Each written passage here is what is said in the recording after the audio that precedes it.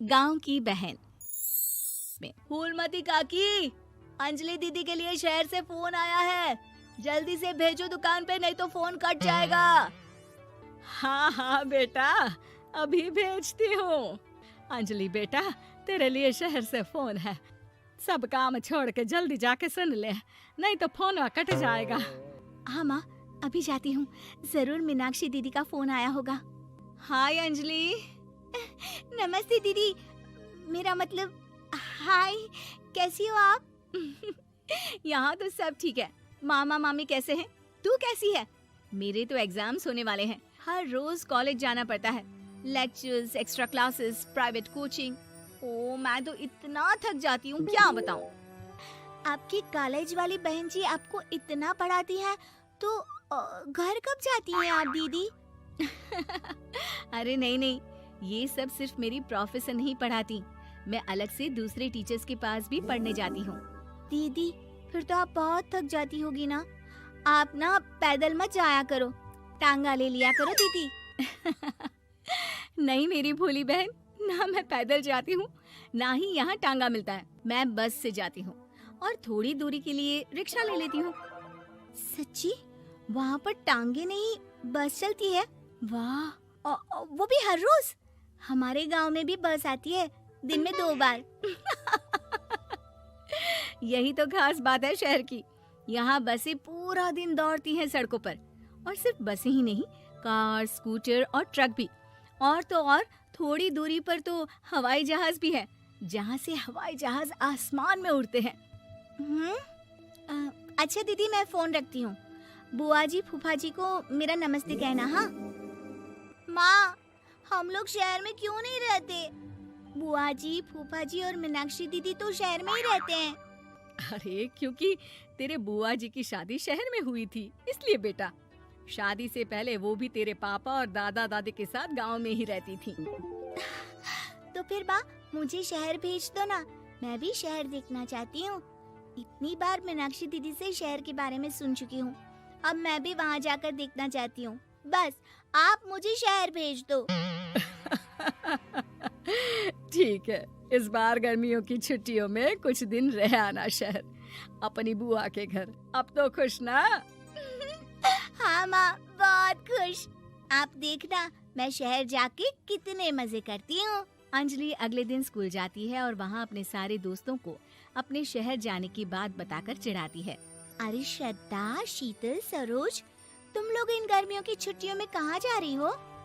एकादशी वाले गांव के मेले में। हम तो दूसरे गांव में नानी के घर जाएंगे, उनका घर नहर के किनारे है, बड़ा मजा आएगा। हम इस बार कहीं नहीं जा रहे, बल्कि हमारे घर में रहने के लिए मेहमान आएंगे। और तू? अरे मेरा क्या है, मैं तो बस पास वाले शहर जा रही हूँ, अपनी बुआ जी के घर, वहीं रहूंगी कुछ दिन। तुम लोग चिंता मत करना, मैं चिट्ठी लिखूंगी तुम सबको वहाँ से। पापा मुझे तो चक्कर आ रहे हैं, जी घबरा रहा है। बेटा, शहर आने की जिद भी तो तूने ही की थी, अब पहली बार बस में चढ़ी है तो यही होना था, भुगतो अब। अरे मामा जी, अंजलि, आप लोग आने से पहले बता तो देते, मैं लेने आ जाती बस स्टैंड तक। आओ आओ भैया, आओ बेटी अंजलि। माँ बुआ जी कैसे हैं वहाँ, और भाभी कैसी हैं? सब ठीक है, बस अंजलि जिद कर रही थी कुछ दिन आप लोगों के साथ रहने की, सो छोड़ने आ गया। दीदी, आप मुझे शहर घुमाने ले जाओ ना, मुझे भी शहर देखना है। हाँ हाँ चल, तैयार हो जा जल्दी से। अंजलि तैयार होने जाती है और कुछ देर बाद जब बाहर आती है तो अरे ये क्या कर दिया तूने, मार्केट तक ही तो जाना है, इतनी डार्क रेड लिपस्टिक, इतने बड़े बड़े झुमके और चूड़ियां और चेहरे पर इतना सारा पाउडर। मेरी बहन, ऐसे नहीं चलेगा, जा और ये सब हटा के आ। अरे कैसे, क्यों? मैंने शहर आने के लिए इतनी मेहनत से ये सब इकट्ठा किया था, और वैसे भी मैंने देखा है मोहल्ले की राधा काकी के टीवी पर एक फिल्म चल रही थी, उसमें हीरोइनें ना ऐसे ही तैयार होकर जाती है घूमने। सब पता है मुझे, मैं तो ऐसे ही जाऊंगी दीदी। अंजलि शहर की चकाचौंध को देखकर बहुत हैरान और खुश होती है। ऊंची ऊंची इमारतें, सड़क पर दौड़ती गाड़ियाँ, बड़ी बड़ी दुकानें, उसकी एक्साइटमेंट का ठिकाना नहीं था। दीदी, ये छोटा सा कमरा सड़क के किनारे क्यों रखा है? इसमें कौन रहता होगा? ये कमरा नहीं, पीसीओ है, पीसीओ। यहाँ पर लोग फोन करने आते हैं, सिक्का डालकर। ओ, हमारे गांव में तो दुकान पे ही जाते हैं बात करने। अच्छा चल, तुझे रेस्टोरेंट में खाना खिलाने ले चलती हूँ। Excuse me, 2 plate noodles please and 2 Cola. Meenakshi को ऑर्डर प्लेस करते हुए अंजलि बहुत ध्यान से देखती है और थोड़ी ही देर में ऑर्डर लेकर वेटर आ जाता है और खाना टेबल पर रख देता है। अरे, ये लंबी लंबी सेवइयाँ खाते कैसे हैं दीदी? और इसके साथ कोई अचार, प्याज, मूली कुछ भी नहीं दिया, बस ये छोटा सा पेट खुजाने वाला दे दिया है। गांव में तो छोटे छोटे चावल ही होते हैं जो कि हाथ से ही खा लेती हूँ। अब इसे कैसे खाऊं दीदी? एक्सक्यूज मी, एक चम्मच प्लीज, और लिटिल प्याज और अचार और मूली और एक गिलास मट्ठा, वो बाद में। हाँ। अब ये सब सुनकर आसपास बैठे लोगों को हंसी आ जाती है। मीनाक्षी भी अपनी हंसी किसी तरह रोकने की कोशिश करती है और वेटर मुस्कुराता हुआ वहाँ से चला जाता है। अंजलि समझ नहीं पाती कि सब किस बात पर हंस रहे थे, लेकिन वो छिप जाती है।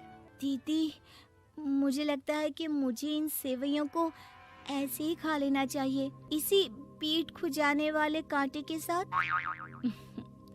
एक काम कर, तू मुझे खाते देख, जैसे मैं खाऊं तो भी वैसे ही खा ले। ठीक है दीदी। अंजलि खाते खाते नूडल्स में सिरका ज्यादा डाल देती है, फिर ऊपर से नमक दानी से खेलते हुए काफी नमक भी अनजाने में छिड़क लेती है। अरे, ये क्या क्या खा लिया? अरे हाय हाय, कितना कड़वा है। पानी पानी, ये काला शरबत ही पी लेती हूँ। और जल्दबाजी में अंजलि जल्दी जल्दी कोला पी लेती है, जिससे उसके नाक में झंझनाहट होती है।